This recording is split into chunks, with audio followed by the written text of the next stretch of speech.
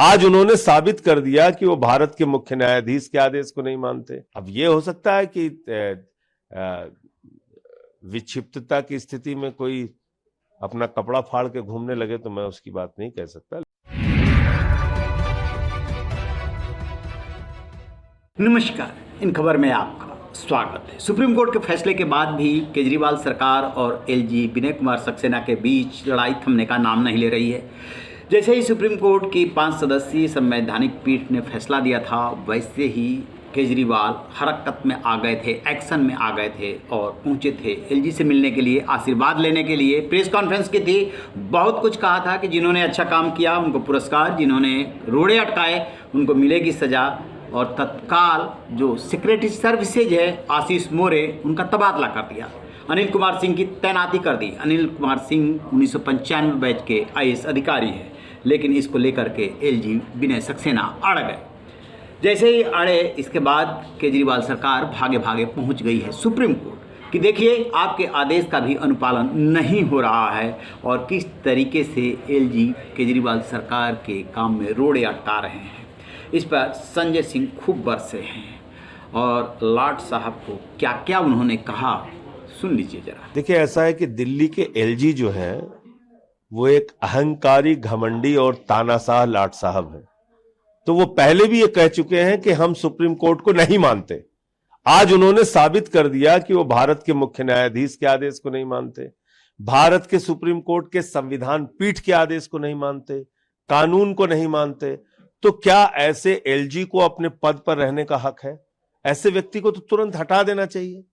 जो आदमी माननीय सर्वोच्च न्यायालय के आदेश को मानने से मना कर दे तो फिर बचता क्या है? तो संवैधानिक संकट की स्थिति पैदा हो गई कि सुप्रीम कोर्ट ने एक आदेश दिया, उसके बाद भी मानने के लिए तैयार नहीं। और यह आदेश कितना स्पष्ट है कि दिल्ली सरकार के पास संपूर्ण नियंत्रण 3 विभागों को छोड़कर केजरीवाल जी के सरकार के पास होगा। ट्रांसफर पोस्टिंग का सारा अधिकार उनके पास होगा। मंत्रिमंडल का फैसला एलजी के ऊपर बाध्यकारी होगा। विधानसभा को सब पूरे अधिकार होंगे कानून बनाने के।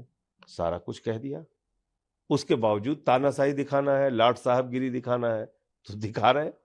तो इसलिए आज सरकार गई है सुप्रीम कोर्ट और मैं समझता हूं कि अब भागने का कोई रास्ता नहीं है।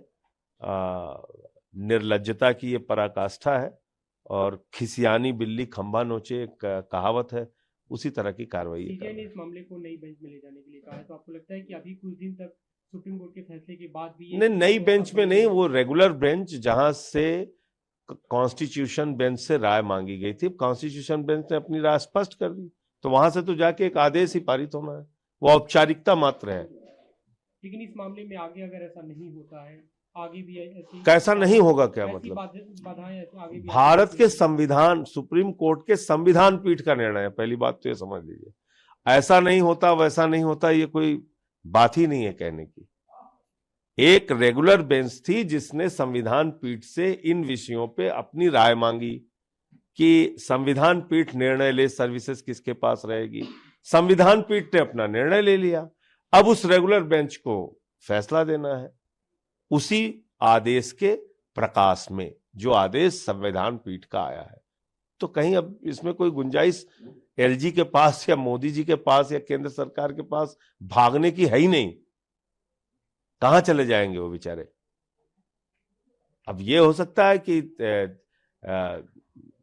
विक्षिप्तता की स्थिति में कोई अपना कपड़ा फाड़ के घूमने लगे तो मैं उसकी बात नहीं कह सकता, लेकिन अब कोई भागने। आपको बता दें, गवर्नर को लाट साहब भी कहा जाता है। ये बात अलग है कि दिल्ली केंद्र शासित प्रदेश है, यहाँ की जो सरकार है वो और जो स्टेट है वो पूर्ण स्टेट नहीं है। सरकार को आधी अधूरी शक्तियाँ प्राप्त है, लेकिन जो मेन लड़ाई थी वो लड़ाई थी कि अधिकारियों का ट्रांसफ़र पोस्टिंग कौन करेगा।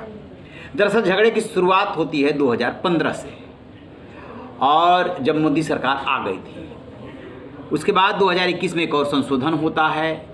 ये मसला पहले दिल्ली हाई कोर्ट में गया था। 16 में दिल्ली हाई कोर्ट से जो फैसला आया वो केंद्र और एलजी के फेवर में आया। फिर चला गया सुप्रीम कोर्ट में। सुप्रीम कोर्ट ने कहा कि नहीं, ये जो एलजी हैं वो जो चुनी हुई सरकार है उसकी सलाह से ही काम करेंगे। बहरहाल कानूनी पेचीदगियों में उलझ करके मामला रह गया, कुछ तय नहीं हो पाया। फिर जो है ये मामला गया अफसरों के ट्रांसफ़र पोस्टिंग का 2 सदस्यीय जजों की बेंच में। वहाँ पे जजों में मतभेद हो गया सुप्रीम कोर्ट में, फिर चला गया 3 जजों के पास। वहाँ पे क्या हुआ कि कहा गया कि इस पे संवैधानिक पीठ की राय ले लेते हैं। उसी राय के लेने के तहत ये मामला संवैधानिक पीठ के पास गया, जहाँ से ये कहा गया कि सर्विसेज यानी अफसरों के ट्रांसफ़र पोस्टिंग का अधिकार सरकार के पास ही होना चाहिए, क्योंकि सरकार ही जनता के प्रति जवाबदेह है। वो चुनी हुई सरकार है, दिल्ली की जनता उसे चुन करके भेजी है, लिहाजा अफसरों को ऐसे बेलगाम नहीं छोड़ा जा सकता, उसकी जवाबदेही तय होनी ही चाहिए। केजरीवाल सरकार की बाँछें खिल गई, लेकिन जैसे ही उन्होंने पहला ट्रांसफ़र पोस्टिंग किया वैसे ही एलजी ने उस पर टांग अड़ा दिया। अब जो है अरविंद केजरीवाल सरकार का मानना है कि मामला हर हाल में आर पार हो जाना चाहिए, हल हो जाना चाहिए, लिहाजा उन्होंने सुप्रीम कोर्ट का दरवाज़ा फिर से खटखटा दिया। सुप्रीम कोर्ट इस पर विचार करेगा, क्या फैसला होता है तो देखने वाली बात होगी, क्योंकि एक बात ये भी कही जा रही है कि संवैधानिक पीठ ने भी अपनी राय दी है। जो रेगुलर बेंच है जिसके पास ये मामला था वो राय जाएगी, फिर औपचारिक फैसला आएगा।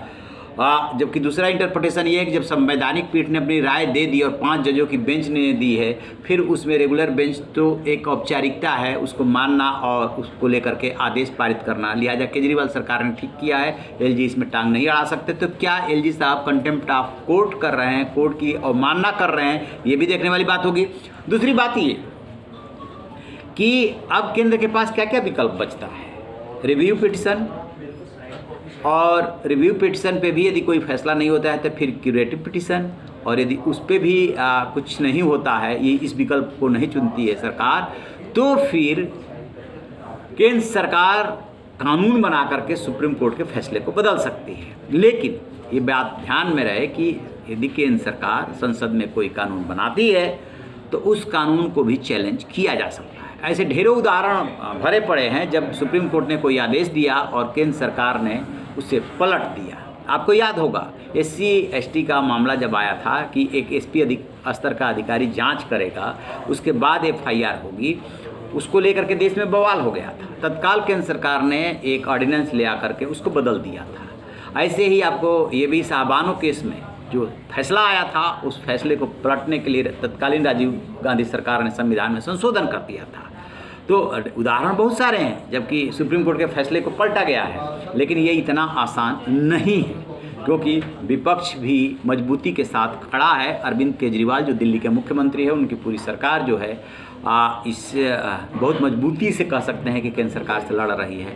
तो इतना आसान नहीं है। बहरहाल अब देखना ये है कि सुप्रीम कोर्ट में जब मामला चला गया है तो उस पर सुनवाई होती है तो सुप्रीम कोर्ट क्या कहता है।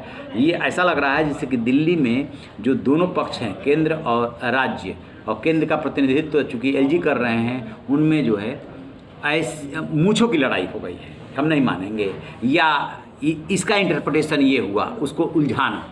तो इस पर हमारी नज़र रहेगी। रहिए बेखबर, देखते रहिए इन खबर। Thank you.